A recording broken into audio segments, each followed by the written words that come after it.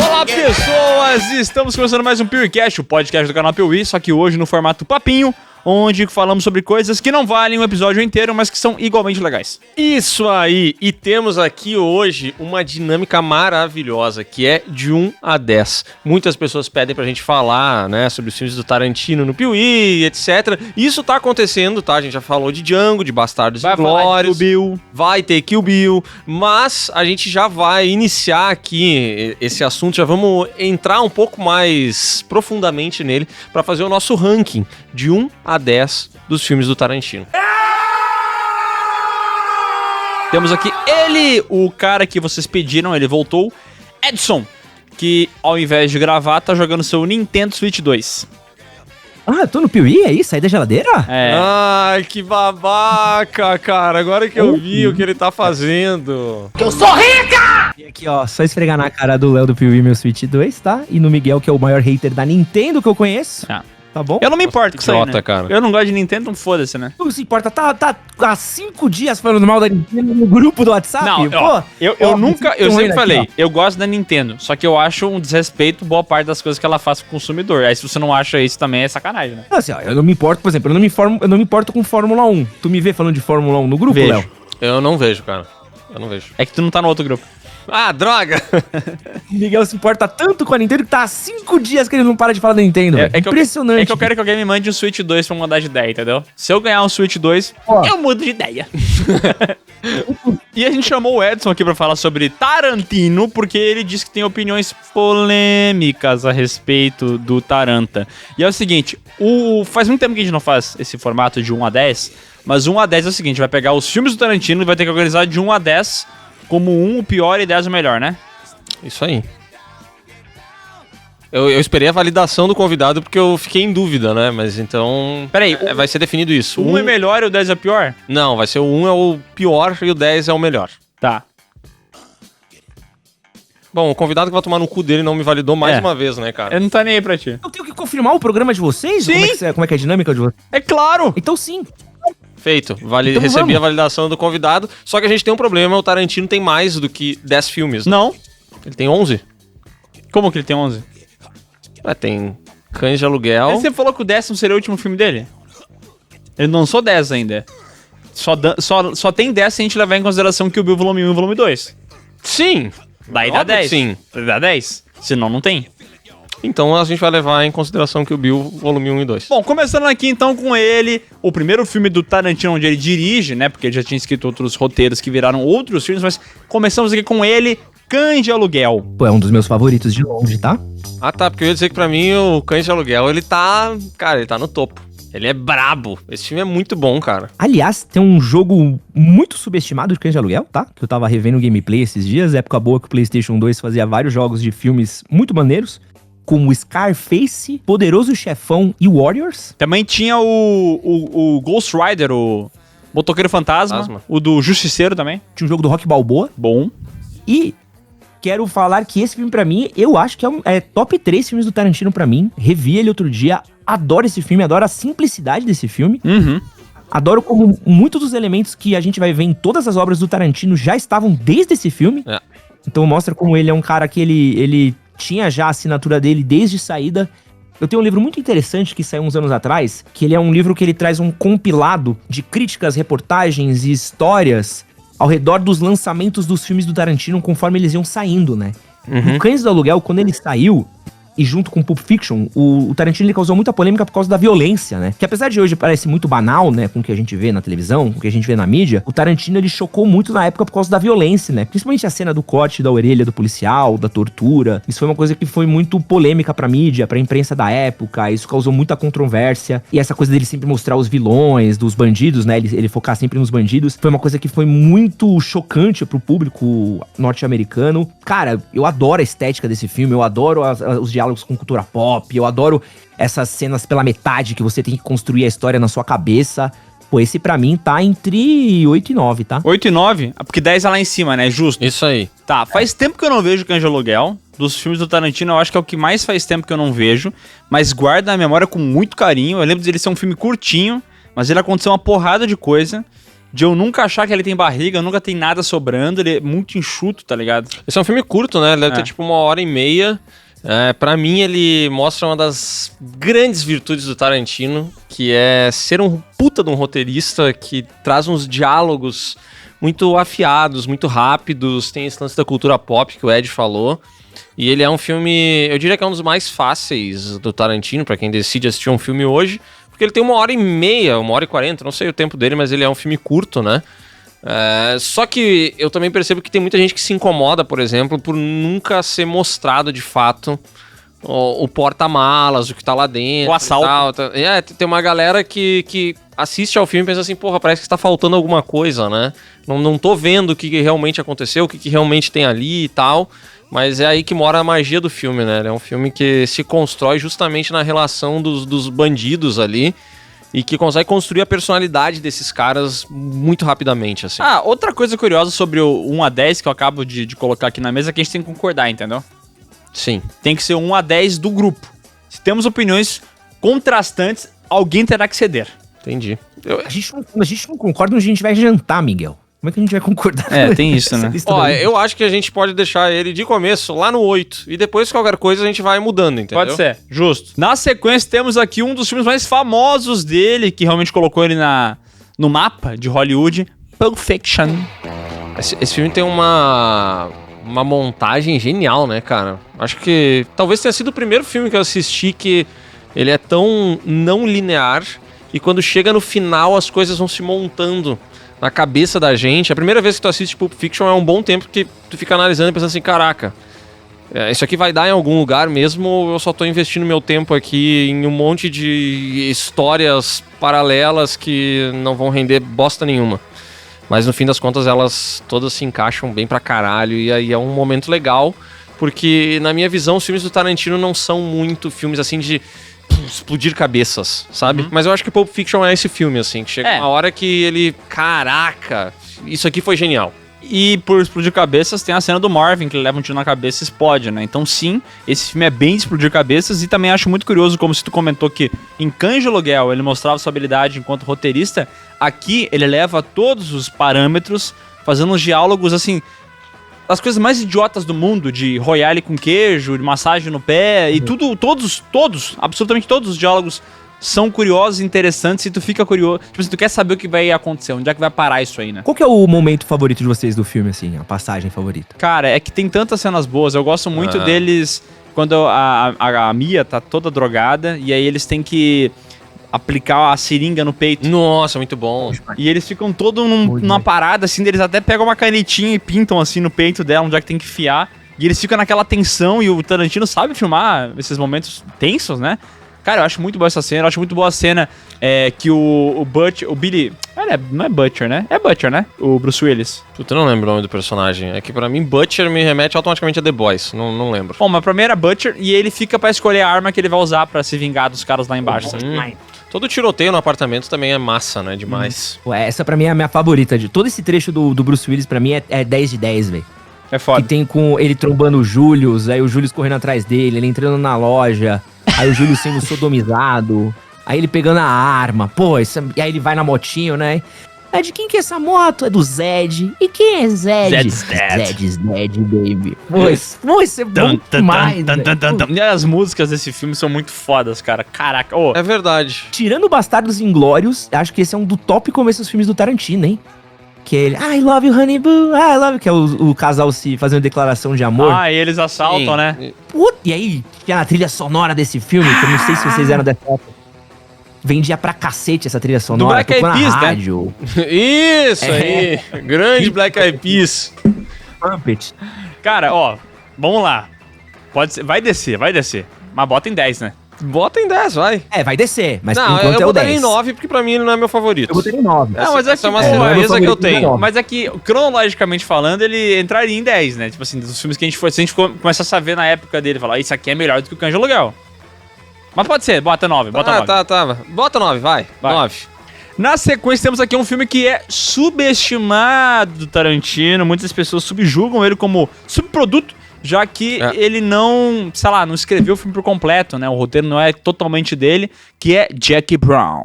Bom filme, tá? Tá chato pro boné. Não fala isso. Não, é um bom filme. Tem um lance da nossa amiga comissária lá, tentando escapar da situação, se dar bem e tal. Mas assim, esse filme tá... né, a gente acabou de falar de outros 2 filmes que são muito especiais. E eu acho esse filme um pouco banal. A impressão que eu tenho é que eu já vi esse filme outras vezes, com outros diretores. Acho que ele não tem essa sagacidade toda nos diálogos que os outros 2 têm. Pra mim, esse filme não tem isso. Inclusive a situação, eu acho que ela lembra um pouco Cães de Aluguel, sabe? Que é esse lance de tentar sair com a grana, de se ver livre, porque ela também precisa sair dali, ter sua liberdade e ficar com o dinheiro que tá lá. Então eu traço alguns paralelos dele com Cães de Aluguel e ele pra mim ele é pior em todos os aspectos. Edson, a presença de Robert De Niro não eleva o filme um pouco? Eu vou usar um argumento aqui que vai fundamentar a minha tese, tá? Sei que não estamos num tribunal hoje, tá? Mas um argumentinho básico agora aqui, tá? não, talvez mais tarde. O que acha, tá? Tamo no tribunal sim. Que é o seguinte, quando tu pensa em Cães de Aluguel, você lembra de alguma cena muito marcante? Lembro. Sim. Quando você lembra de Kill Bill, você lembra de alguma cena muito marcante? Sim. Quando lembra de Bastardos Inglórios, Sim. Oito Odiados, quando você lembra de Pulp Fiction, não é mesmo? Sim. Até mesmo Era Uma Vez em Hollywood, Django. Qual é a cena ou diálogo marcante de Jack Brown? Pra mim não tem. Eu não lembro de uma cena específica, cena marcante de Jack Brown. Isso é verdade. O Edson trouxe um bom ponto. A abertura de Jack Brown é marcante. Que é ela passando indo... no negocinho, mano. Ela indo embarcar, passando na esteirinha, andando pelo aeroporto. Dito isso, eu acho que ela é mais visualmente marcante do que qualquer outra coisa. Pra mim, a cena marcante é quando o De Niro ele tem que esperar no carro. A missão dele é esperar no carro pra depois escapar. E aí começa a rolar uma confusão do que ele tem que fazer. E ele é meio tonto, ele é meio...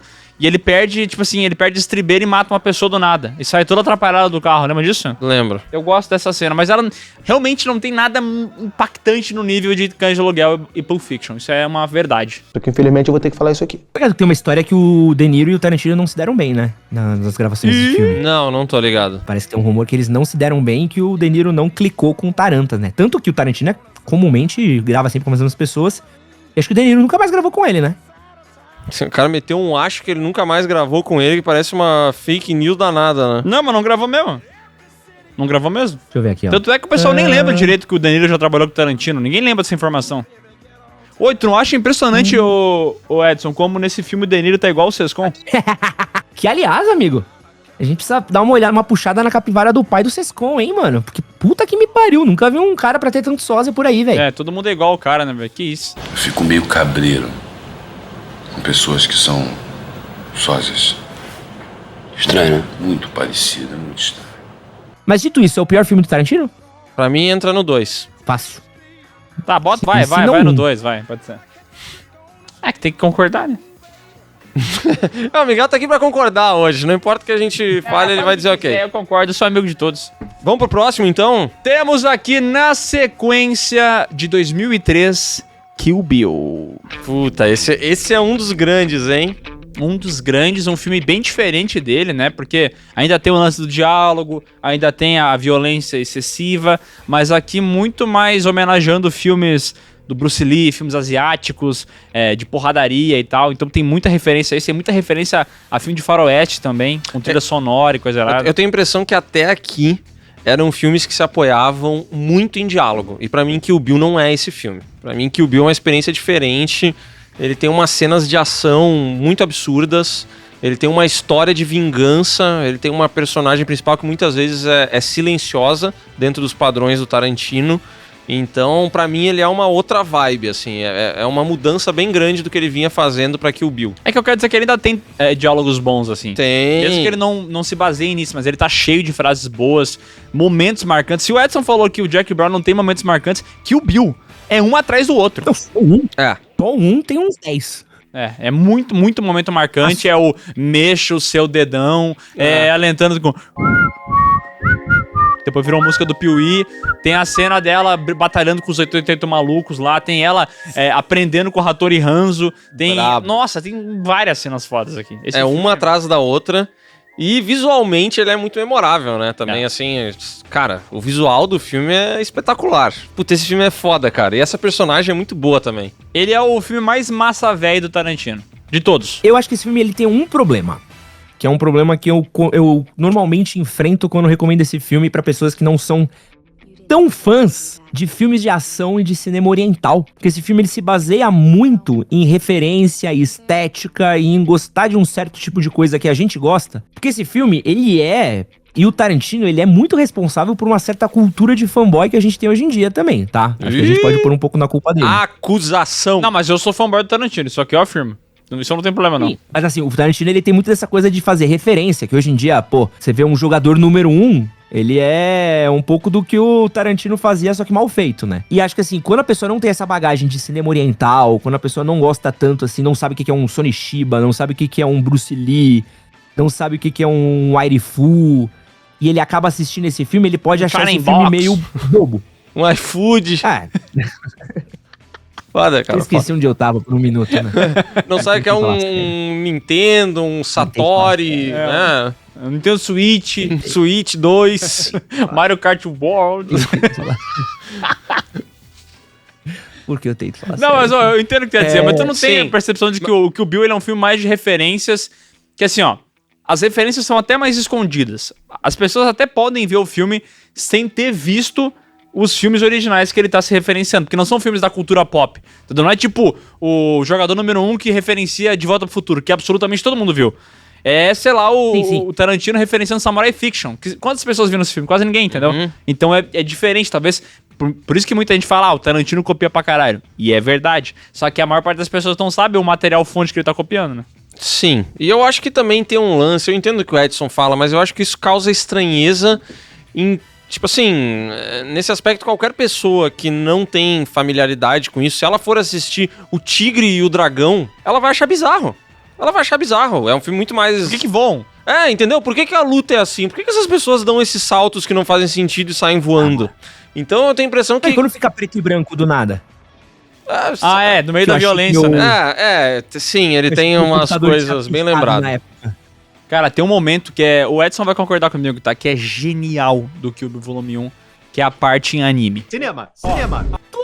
Nossa, essa parte é absurda. Bom demais. Cara, e é uma animação fodida, assim, violenta pra caralho. E, cara, é muito estilizada, é muito foda essa parte do filme. E é tipo uns 8 minutos, assim. O meu momento favorito desse filme, pra mim, que é a hora que, tipo assim, eu falei, caralho, esse filme é... Sabe que você eu já tava com um sorriso na cara, eu falei, é isso, assim. É quando depois da batalha dos Crazy 88, depois, mano, do Chinela cantar, matar, arregaçar uma porrada de gente, do nada ela abre a portinha, eles estão num jardim de inverno e tá nevando, e elas vão ter uma batalha de samurai na neve. Eu falei, nossa! É foda. Aquilo ali é uma massagem, assim, velho. Você fala, E eu Porque é só adoro pra como ser legal, esse filme tem coisas reconhecíveis, né? Na hora que eles vão pra essa neve, tem um bambu que tá enchendo água, daí ele enche um pouquinho, faz tum, daí ele volta, e enche de novo. E, cara, às vezes eu fico lembrando desses sons e efeitos sonoros do filme. A musiquinha quando ela encontra, que depois virou uma música do Esquilo Dramático, lembra? Sim. isso daí. Foda. Não, e isso que a gente não citou o 2 também, porque o 2 ainda já é um outro grau, né? Que tem ela sendo enterrada viva, ela matando o Bill, todo o diálogo do Superman, que é uma das um dos melhores diálogos do Tarantino, cara. Tá maluco. Tá, vamos lá. Tá, vamos botar. Quer botar os dois juntos? A gente pode trazer o 2 e a gente define onde vai cada um. Primeiro vamos no Kill Bill Volume 1. Vamos botar ele... Pô, mas botar atrás do Cães de Aluguel? Cara, é que eu gosto bastante de Cães de Aluguel. Eu gosto mais de Kill Bill que de Cães de Aluguel. Pra mim é difícil. Eu acho que eu gosto mais de Cães de Aluguel do que de Kill Bill. Difícil, é sim. E assim... Tá, pera aí, vocês preferem o Kill Bill volume 1 ou 2? É uma divisão curiosa de ser feita, né? Eu acho que no geral eu prefiro um, mas eu acho muito perto um do outro. É que o 2 tem uns momentos também que são... Putz, É que assim, ó, pura, né, cara? é que se o primeiro é galhofa, o 2 ele leva a galhofice, né? Porque tem um pai e meio, né? Sim. E aí, Mas é que o 2 é o de história. é loucura, né? Puta, o 2 é muito Mas foda, cara. O 2 é muito foda, ele é muito massa. Esse filme é massa. Mas o 2 tem mais história, né? Pô, o 2 é onde há densa, onde você entende os personagens, Sim, onde a coisa comprar. vai mais profundidade, né? Mas ele ainda tem cenas de ação absurdas. O 2 tem aquela cena que ela briga com a outra, que é caolha, num trailer. Sim. Nossa, bom demais. Com uma cobra Com a solta. cobra. Cara, Muito foda, cara. Foda. Eu acho que eu prefiro um do que o 2, assim, falando. Pra mim, o Kill Bill 1 é o 7 e o Kill Bill 2 é o 6. Pode ser, mas acho que vai cair depois. A gente não vai lembrar de onde a gente tá botando as coisas, mas beleza. Pode ser, mas pra mim, é claro que eu só tô aceitando aqui, né? Mas pra mim o Kill Bill é na frente do Cães Legal. Então para de aceitar, ô merda. Eu só aceito, cara. Tá, vamos pro próximo. Depois Cara, eu sou muito bonzinho. depois tu se manifesta, vai. Oh, me chocotearam. Ele é o nosso mártir. eu sou puro por vocês. Tá, já botamos junto o Kill Bill Volume 2. Vocês querem falar um pouco mais sobre o Kill Bill Volume 2 ou não? Porque a gente comentou algumas cenas, mas ele tem muita coisa foda. O lance dos 5 movimentos lá, dos toques da morte, cara. E o filme acaba com isso, ela mata o Bill assim. Eu acho o 2 um filme mais memorável do que o 1. Acho que o 1 tem algumas sequências, mas é que o 2 ele é inteiro. Como ele é um filme, eu diria que mais caricato, parece que todo momento é muito memorável. Pô, tu sabia que o 2 é uma história de vingança muito forte, cheia de cenas. Esse lance das cenas memoráveis, pra mim, o filme que mais tem cenas memoráveis do Tarantino é Kill Bill Volume 2. Sabia que ela é enterrada onde era a cova de algum... Acho que é Paula King. Não, Paula Schultz. Pau latejando. Não, é que o lance é Paula Schultz e o nome do personagem do Django lá é King Schultz. Então eles fazem associação de que aquela era talvez alguma cova da mulher dele que morreu. Esse é muito da hora, né? Tu viu a teoria do Tarantino do Celton Mello? Tipo isso aí, tudo tá conectado, né? Bom, Bom, pode ser assim, eu colocaria o Kill Bill no 8 ainda e desceria o Cães Legal. Mas na sequência temos aqui um filme um pouco diferente que muitos criticam. Muitos. A Prova de Morte. Puta. Cara, eu acho esse filme... Esse filme aí, pra mim, é o Robert Rodrigues do Tarantino. Apesar de ele ter sido lançado junto com o Planeta Terror e ser melhor, né? Evidentemente um filme melhor, mas pra mim ele é um bom filme. Mas nada mais que isso. Edson? Discordo, eu acho que o Planeta Terror melhor que esse aqui, tá? Não. Eu acho o Planeta Terror bem mais divertido do que esse filme aí. O Planeta Terror é muito mais galhofa, né? E A Prova de Morte é um filme muito mais... Mas eu prefiro A Prova de Morte. Mas eu entendo quem gosta mais de Planeta Terror. Eu entendo. Uma doideira. Uma mulher com uma metralhadora na perna... Aquela galhofice o tempo inteiro. Tava certo, Edson. Nossa, que isso, cara. Corte rápido. Não, o pessoal da Trecheira Violenta concorda comigo. Acho que Planeta Terror é um filme muito divertido. Assim, esse projeto todo deles, é uma pira muito louca do Tarantino com o Rodrigues, né? Deles fazerem essa Grindhouse. Eu entendo o que eles quiseram fazer, mas, pô, quem achou que ia dar certo tinha que estar muito, muito louco das ideias, né, mano? Você lançar 2 filmes juntos, 4 horas de filme, picotado, com trailer no meio. Pô, a galera não entendeu porra nenhuma quando foi vendo no cinema, né? Então foi um desastre quando saiu, né? Tanto que eles tiveram que lançar os 2 filmes separados, versões mais longas depois. E saiu A Prova de Morte do Tarantino, que eu acho um filme... Não é, porque assim, é um filme ruim do Tarantino, gente. É um filme, sei lá... Bom. Nota 8, né? Vamos nessa. Uhum. Porque assim, acho que não tem um filme ruim do Tarantino de verdade. Vocês acham que tem um filme Não tem. Não. E eu concordo com a afirmação que não tem filme abaixo de 8 dele, tá? Então pra mim, mesmo Jackie Brown, que eu não gosto, não é um filme terrível, entendeu? Tipo, é dentro da filmografia dele que eu estou avaliando. Mas acho que A Prova de Morte, pra mim, eu acho que não é a coisa mais inspirada, maravilhosa, legal dele. Porém, eu lembro de cenas de A Prova de Morte, que é uma coisa que eu não lembro de Jackie Brown. Eu acho que ele tem momentos mais inspirados do que um Jackie Brown, por exemplo. Mas eu não consigo amar esse filme, não. É que eu acho esse filme massa velho em vários momentos, mas eu acho que ele tem um grande problema. É que assim, enquanto vários filmes do Tarantino tem diálogos que a gente se interessa, e tem um trabalho de atuação muito bom também, e mesmo que não tenha nada de ação acontecendo, tu vai no papo, esse filme tem vários momentos que o papo não te ganha. Tem uma cena ali que as garotas conversando no carro... Mano, não acaba nunca aquele papo, e não é um papo interessante, tá ligado? Fica assim, caraca, do que estão falando, irmão? Na teoria, essas duas personagens, elas são muito brabas, né? Porque elas vão passar por toda essa perseguição doida com o personagem do Kurt Russell lá, mas elas são duas personagens... Duas? Meio desinteressantes. Tu selecionou duas específicas ou tava falando de todas? Porque tem mais de duas. Não, pode ser todas, vai.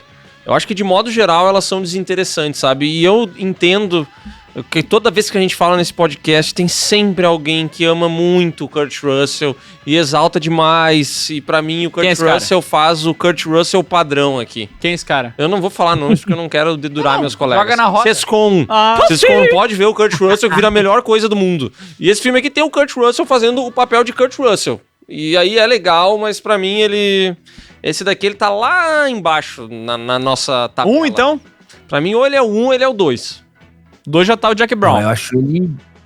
Eu deixaria o Jack Brown no 1 e esse no 2. Eu concordo com o Edson. Fechou, então. Droga. Eu nem sei como é que é isso. Finalmente eu pude falar algo. Na sequência... Mas se eu tivesse que reassistir um agora, eu reassistiria Jack Brown, porque é um filme que eu vi menos vezes na minha vida. Eu acho que eu vi de Eu novo. gostaria só de dar essa cagadinha antes de sair, entendeu? Eu não sei que vontade é essa que você tem de fazer merda, eu não vou entender isso. Na sequência temos aqui ele, o querido por muitos, o favorito de uma galera, Bastardos Inglórios. Chegamos no nota 10, é isso? Pra mim é nota 10, vai.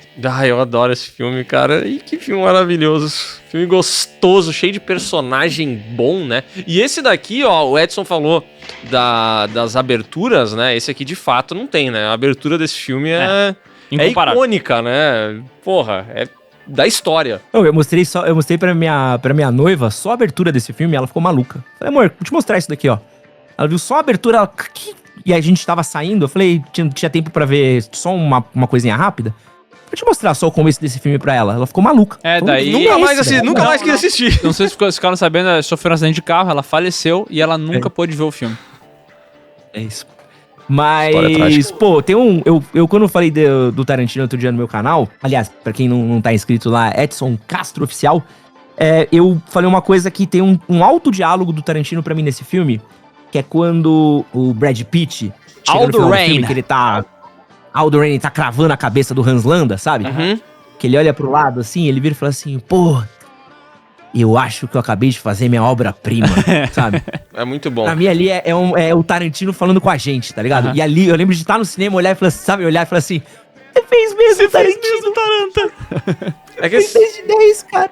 Eu gosto muito da maneira como ele retrata o Hitler sendo um cara baixinho e no fundo tem ele sendo pintado como um cara mega musculoso e imponente, assim, um puta cara fodão, e aí tem ele ali na frente reclamando e é um puta cara que nada a ver, né? E eu gosto muito como esse filme tem vários temas, assim, tipo, ele tem um pouco de terror em alguns momentos, suspense, né, quando o personagem do Christopher Waltz, ele chega ali perto da Shoshana e fica ali, ela não sabe se ele percebeu ou não. Tem comédia pra caralho, tem romance, tem, cara, um monte de coisa nesse filme. Daí ele mistura trilha sonora de faroeste com música dos anos 30. Puta, é muita coisa, esse filme é muito completo. Esse filme é muito foda, cara. Pra mim é 10 de 10. E me faz ter ódio do Felipe Leão, sabe? Eu queria ser um cara melhor, olhar o Felipe Leão e falar, eu te perdoo, Felipe Leão, sabe? Por falar tão mal desse filme. Mas nesse momento, eu não consigo perdoar ele não, entendeu? Eu daria um tapa. Não, esse filme, pô, você tá maluco. E dá pra você contar momentos bons desse filme, cara. Tipo, cada parte desse filme é como se fosse vários curtas muito bons que contam uma história maior muito boa. A parte do The Barju, da caverna, eles no bar, só a cena do bar é impressionante. A cena do bar aquilo é uma aula de cinema, cara. A cena do bar é muito braba, né? Nossa, cara, e é tipo assim, e toda a narrativa, a construção de como ele desenha pra você, ele faz a construção da tensão antes deles entrarem no bar, aí ele entra no bar, aí ele agrava aquela tensão, ele faz a construção do cenário pra você, do antagonista, aí ele vai fazendo o build-up, aí ele vai, mano, progredindo naquela cena, vai criando a tensão, tem arma de Chekhov, tem todos os mecanismos possíveis e imagináveis, e tudo que acontece naquele bar é o causador da virada final, que causa um outro rebuceteio também no final do filme. Então, assim, é muito Tarantino solto, sabe? Acho que ali, pra mim, foi no melhor da escrita dele, no melhor da direção dele, tanto que depois disso, acho que ele não consegue mais ser tão refinado como ele é em Bastardos Inglórios. Pra mim é 10 fácil. Discordo, craque. Não, calma que a gente já vai chegar lá. Pra mim, esse aqui ficaria no 10 por enquanto. Pra mim, coloco no 10, mas tem um aí que talvez desbanque pra mim. Eu sei que eu vou perder aqui, mas talvez desbanque. Na sequência temos aqui Django Livre, filme de 2012, que o Léo é muito fã, sempre defendeu muito a honra de Django Livre, porém, algo curioso aconteceu com esse filme, é que o Léo falava muito bem dele. E depois que ele reassistiu, desceu posições no ranking Tarantino na tua cabeça, né? Desceu. Eu gosto muito do filme, né? É que assim, descer posições no ranking Tarantino é uma coisa muito peculiar, né? Porque como todos os filmes são muito bons, então tu começa a meio que achar pelo em ovo, assim, pra conseguir descer, né? Eu acho que esse filme tem umas qualidades muito, muito boas, começando por ter o Christopher Waltz e o Leonardo DiCaprio no elenco. Assim, o Tarantino, cara, tem vários personagens fodas na carreira dele, tem várias atuações brabas, inclusive o Christopher Waltz no Bastardos Inglórios é a melhor de todas elas, na minha opinião, mas aqui, essa dupla, cara, eles são muito bons, os dois personagens são muito bons, o Calvin Candy ele é brabo, talvez ele seja, tô pensando aqui, mas talvez ele seja o vilão da filmografia do Tarantino, seja o Calvin Candy, porque ele é um personagem muito bom. E esse filme tem uma trilha sonora que eu acho um absurdo, ele tem uma história muito boa, mas pra mim, quando chega na reta final dele, eu acho que ele começa a se estender demais, sabe? Eu acho que ele se passa um pouquinho naquela finaleira. É importante pra gente ver a transformação do Django, né? Pra gente ver ele saindo daquele papel de escravo e, de fato, acabando com a porra toda, explodindo a casa do cara e tal. Mas eu acho que ele se estende um pouco mais do que deveria. Edson, você concorda com as palavras de Léo ou você vai defender o filme a mais? Não, eu gosto muito do Django e eu acho que ele tem uma barriga ali, né? Porque depois que morre o Christopher Waltz, que é o famoso ator de um personagem só também, né? Que repete é verdade. Todos Inclusive, não chegamos lá ainda, tá? Mas em 8 Odiados, já adianta o filme que eu gosto, tem um personagem do Tim Roth que é muito parecido com o King Schultz. Vocês lembram disso? Um britânico que tem no filme? O Christopher Waltz, ele tem essa parada de que, acho que por conta desses filmes, ou eu não sei, mas ele é esse cara inteligente e sarcástico, né? Ele é essa parada aí. Mas depois da morte dele, tem toda aquela cena que o Django é sequestrado, aí ele vai ser preso, ruim. Aí aparece o Tarantino, aí ele precisa voltar. O Tarantino aparecer é ruim. Aí o cavalo faz show-off, aí é tipo, sei lá, meia hora de filme que você já tá tipo, caralho. Exatamente aí pra mim que ele se estende. De ação. Então, aí uma barriguinha que não precisava, que até então tava animal pra mim. Eu era na época que eu tinha acabado de recém jogar Red Dead Redemption 1, Miguel. Uhum. Então, bicho, eu tava galudão de ver filme de cowboy nessa época, bicho. Mas é que assim, tem coisas desse filme que eu acho sensacionais. A cena que ele começa o tiroteio. Tudo começa com o King Schultz dando um tiro no Calvin Candy. Ele vai apertar a mão e dá um tiro e pega bem na florzinha, no meio do peito, né? E daí ele olha e fala assim, sorry, I couldn't resist. Aí ele toma um tiro de 12 e começa um pega pra capar lá dentro, cara, que eu acho absurdo. Ele se joga em cima dos caras dando tiro pra todo lado. E aí, gente voando. Tem um cara que começa a carregar uma arma e não consegue carregar nunca. Cara, essa cena é uma catarse fodida. Pena que esse não é o final do filme, né? Porque daí sim, porque daí depois tem todo esse aftermatch aí que meio que é a barriga do filme, né? E eu gosto também do personagem do Samuel L. Jackson. Aquele servo fiel ao Calvin Candy, eu acho ele engraçado, acho um bom personagem. Eu quero só lembrar que uma das melhores falas desse filme, que é quando o Django mata o humano ali na primeira vingança dele, que ele olha pro maluco e fala assim, I like the way you die, boy. Puta! É foda. Foda pra chapéu. As frases de efeito são muito fodas, cara. É da hora demais. E a trilha sonora desse filme me ganha também. E tem uma hora que o personagem Samuel Jackson conta assim, eu contei 6 balas. E daí ele fala, eu contei 2 armas. É muito foda, muito bom. Dito isso, pra mim é nota 3, tá? Nota 3 não, desculpa. Posição 3 ali, no 1 a 10, tá? Eu colocaria mais acima, tá? Mas beleza, pode ser. Isso porque... eu nunca posso decidir, não. Não, tu quer decidir? Decide. É porque... Não, agora o Edson vai decidir. Eu tô com o Miguel. Ih, chupa. Só vocês que decidem as coisas, né? Eu nem sei como é que é isso. Cara, eu já tive na tua posição. Na sequência temos aqui Os 8 Odiados. O Léo não gosta. Esse pra mim seria o 3. Definitivamente seria o 3. Fui reassistir ao filme, porque a primeira vez que eu assisti a ele, eu pensei assim, caraca, bons diálogos, mas essa caminhada na neve até a cabana ela tá me matando, né? Eu tinha que ter assistido isso aqui às 6 da tarde, não às 10 da noite. Cérebro podre de TikTok, velho. Para de ver TikTok. Cara... essa geração de TikTok. Essa geração ele não consegue assistir nada que tem mais de 1 minuto. Cara, mas eu continuo um pouco com a mesma percepção, apesar de achar que... Mas tu tá errado. Apesar de achar que é um grande filme, eu ainda fico com a percepção que ele demora um pouco pra engrenar. Felizmente, ele engrena, né? Pra mim, a parte mais fraca do filme tá no começo, não tá no final, então ele tem aquele lance de terminar melhor, entendeu? Eu gosto muito do filme, eu acho que ele tem várias coisas fodas. Talvez ele pode se alongar um pouquinho mais ali, mas ele tem... Pra mim é muito foda o filme inteiro sendo uma locação e ele me ganhar com as histórias que ele cria lá dentro. Isso Sim. É um trabalho, tipo assim, de roteirista absurdo, fazer um filme de 3 horas. De gente conversando. E ele ser uma parada que eu quero saber, eu quero ver. Que esse filme, ele, pra mim, ele nesse aspecto, ele é como se fosse uma evolução do Cães de Aluguel. No sentido de que o Cães de Aluguel, ele tinha esse lance de eu me interessar por aqueles criminosos, muitas vezes em poucas frases, porque é um filme muito mais curto, mais dinâmico do que Os Oito Odiados, mas ele tinha esse lance, tipo assim, caraca, eu quero saber quem é o Mr. Orange, quem é o...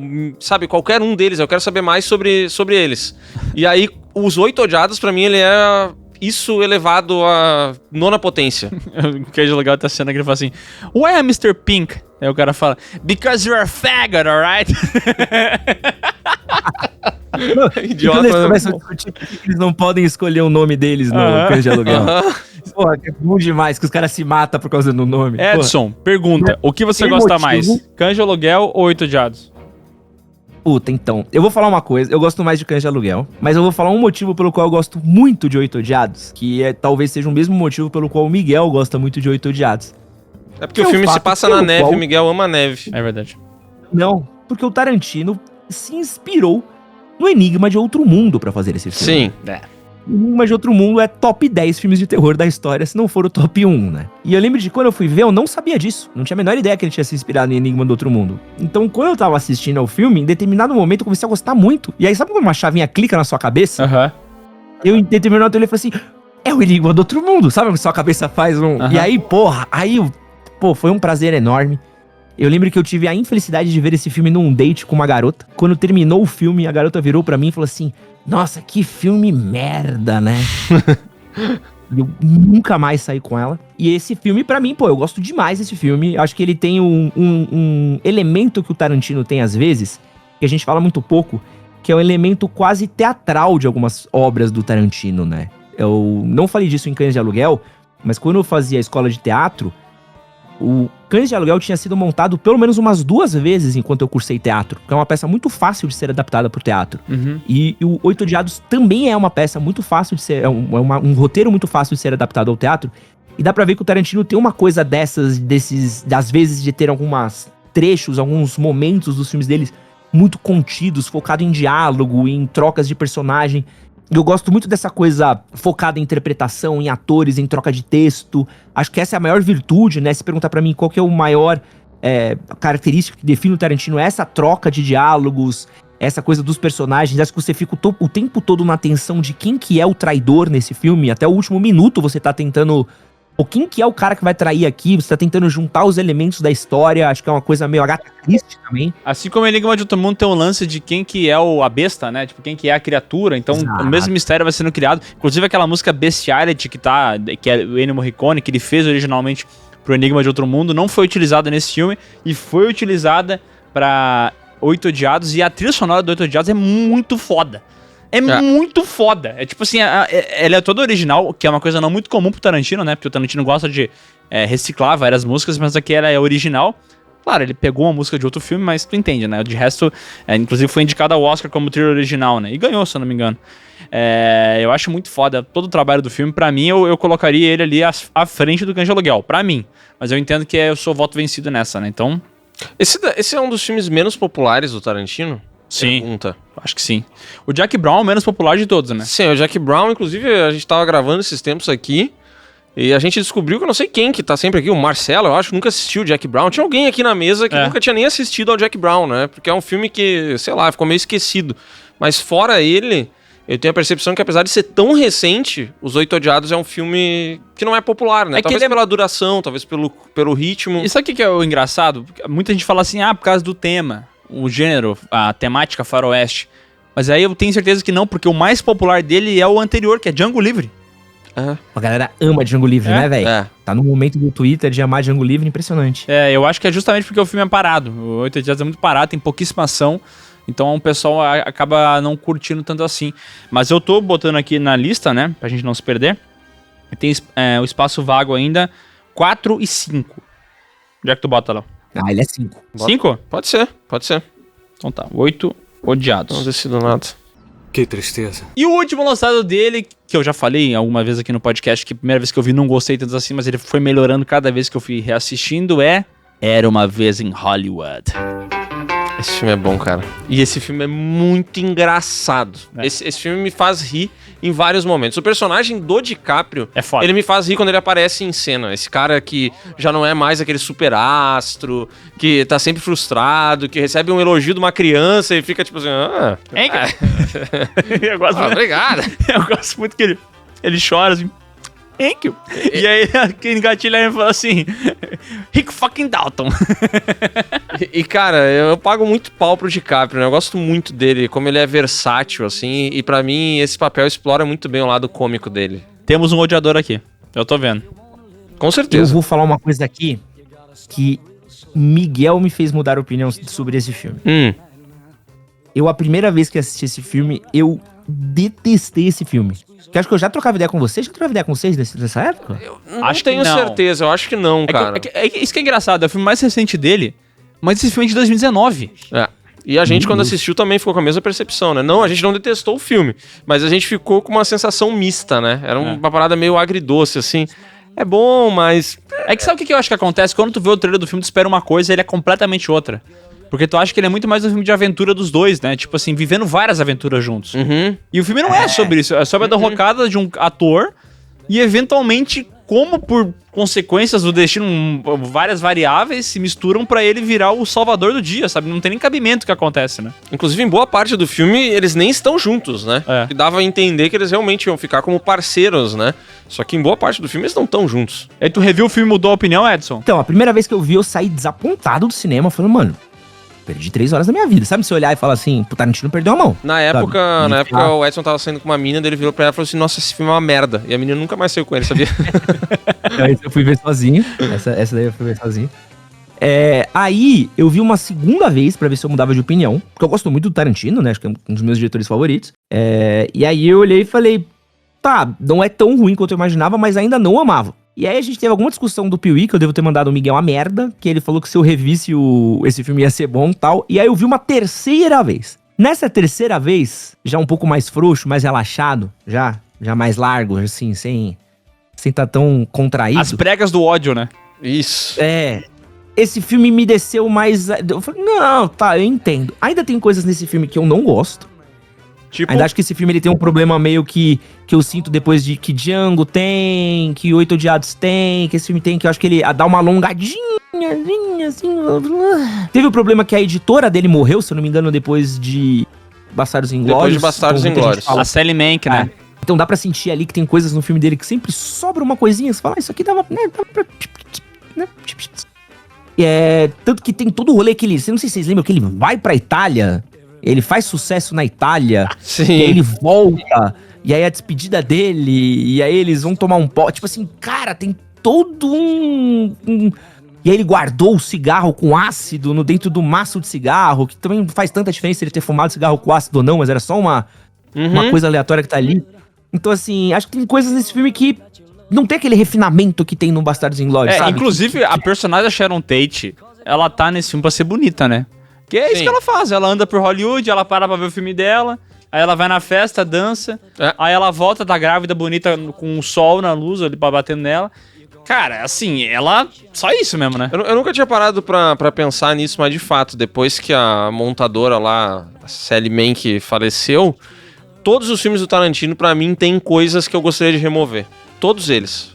Eu sempre acho que sobra. Eu acho que o Django sobra, eu acho que os Oito Odiados sobra. E esse daqui eu acho que sobra menos. Mas eu também acho que ele sobra. Não é um nível que eu acho que chegou o Martin Scorsese, que eu assisto um filme e penso assim, caraca, irmão, alguém corta, alguém tira um trecho inteiro, eu já entendi que a mulher tá sofrendo na cama. Vamos, cara, porra. Ô, que essa mulher sofreu na cama, cara. Eu não comi de feijão na vida, velho. Mas isso que o Edson falou faz sentido, é depois desse ponto. O Bastardos Inglórios, pra mim, ele não tem. Não tem o que eu cortaria ali. Mas esses outros filmes tem mesmo. Pode ser, eu concordo, eu acho que tem barriga ali. Ainda assim, por um todo, porque o filme quer dizer, o lance do final, dele salvar, né, a vida dela, do filme meio que reescrever a história, eu acabo passando um pano. Então eu gosto muito desse filme. Eu adoro esse filme. Eu amo esse filme.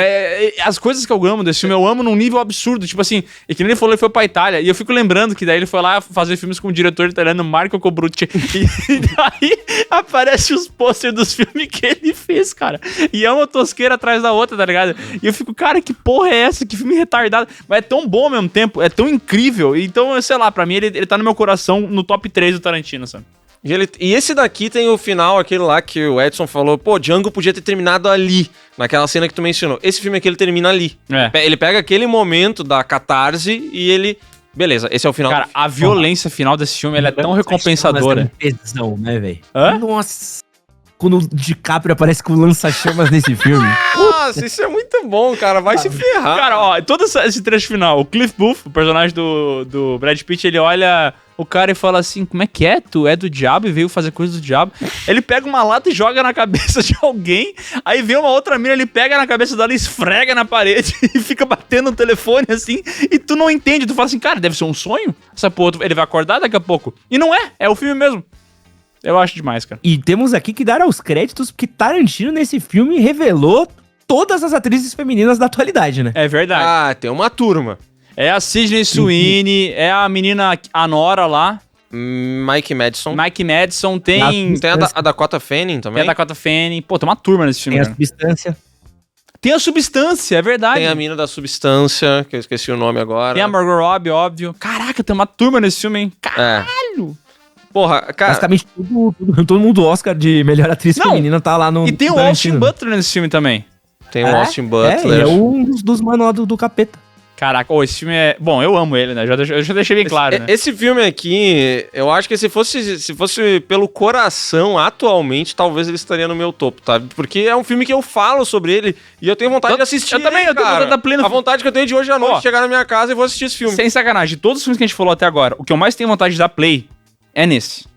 E é o filme que, recentemente, eu já assisti mais vezes. Porque, sei lá, o filme de 2019, eu assisti ele 3 vezes. Então, nos últimos anos, eu assisti esse filme algumas vezes, né? Eu concordo que ele não pode estar no topo do topo, porque a gente falou de coisas que a gente cortaria no filme. A gente não falou de nada que a gente cortaria do Bastardos Inglórios. Nada. Mas pra mim, esse daqui é um 9, tá? Pra mim é um 9 também. Pra mim é um 9. Não, vocês estão loucos. Pra mim, eu estou contra. Aonde que ele fica pra ti? Pra mim é um 3. Nossa senhora! Que criminoso, cara! Não acredito, cara. Não amo, não. Não, tipo assim, tem coisas legais, gosto muito do Brad Pitt, acho que o Brad Pitt tá muito bem nesse filme, o DiCaprio tá muito bem. Pô, o papel do DiCaprio é maravilhoso nesse filme. Como é que o DiCaprio não me ganha o Oscar nesse filme? Pô, também sacanagem. Cara, quando... Mas... É muito bom, tudo é muito bom. Eu não lembro contra quem ele tava concorrendo, né? Mas o DiCaprio é o caso clássico do cara que ganhou o Oscar por um dos filmes mais foda-se dele, né? Cara, o DiCaprio nesse filme, velho, ele chorando emocionado, ele no trailer puto, ele depois treinando as falas dele e não conseguindo nunca. Cara, esse filme tem uns momentos tão geniais. Cara, e até do Brad Pitt, quando ele vai brigar com o Bruce Lee lá. E aí eles fazem uma aposta, né? Pô, é muito bom. Não, que é o flashback, né? Que ele arrebenta o Bruce Lee na porta do carro. Por que ele não pode mais entrar no estúdio, né? Se eu matasse alguém, eu seria preso por porte de armas brancas. Se você matasse alguém, você seria preso por assassinato, pô. Muito bom. Todo mundo que mata alguém é preso. O nome disso é assassinato.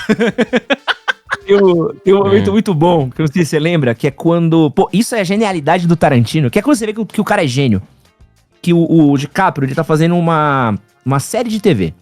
Bora lá! Então tá um momento todo de direção de filme, né? Sim. Câmera de filme, enquadramento de filme e tal. Quando ele vai fazer a série de TV, fica o enquadramento de série de TV. Então muda o jeito que é filmado, muda o enquadramento deles falando. E aí ele tá no personagem. Então é o DiCaprio interpretando um personagem. E aí ele erra a fala dele e começam a ter os diálogos deles na cena com ele errando e conversando. E aí você vê, tipo, ele quebrando o personagem que ele tava interpretando ainda dentro do personagem e voltando. Tipo, é as camadas de metalinguagem que o Tarantino tem. Pô, isso é muito bem feitinho. É um muito cara interpretando fingindo que é um cara que era É um cara que, tipo, tá, mas Edson. Ó, só quero dizer que ele perdeu o Oscar nesse ano pro Joaquin Phoenix, né? Pelo Coringa. E também tinha ali no páreo o Adam Driver, com história de casamento lá. E o Jonathan Pryce por Dois Papas. É bom, eu acho que tá tudo bem, eu até entendo o que aconteceu. É foda-se, pau no cu do Oscar. Agora, só uma coisa, o Edson botou nessa posição, não vai entrar no 3 de maneira nenhuma. Não, no 3 pra mim é inaceitável. Inaceitável. Até porque tem que levar em consideração o seguinte, eu e tu botamos por 9, ele botou por 3. Tem que ter um meio tempo, que seria tipo um 6. Vamos fazer do 1 ao 10 rapidão aqui, o que a gente tem já definido certinho. Jack Brown é o 1. A gente tem A Prova de Morte como 2. A gente colocou o Django como 3. Django como 3. Em 4 fica 8 Odiados. Em 5 fica Kill Bill Volume 2. Em 6 fica Kill Bill Volume 1. E em 7 fica o Era Uma Vez em Hollywood. Tá, e o que seria o 8, 9, 10? 8 fica Cães de Aluguel. 9 fica Pulp Fiction. E em primeiro lugar fica Bastardos Inglórios. No 10, no caso. Eu concordo com essa lista. Concorda com essa lista? Eu não, eu subiria Era Uma Vez em Hollywood. Não, eu também, mas assim, ó, tu tem que entender que ele tem voto aqui, entendeu?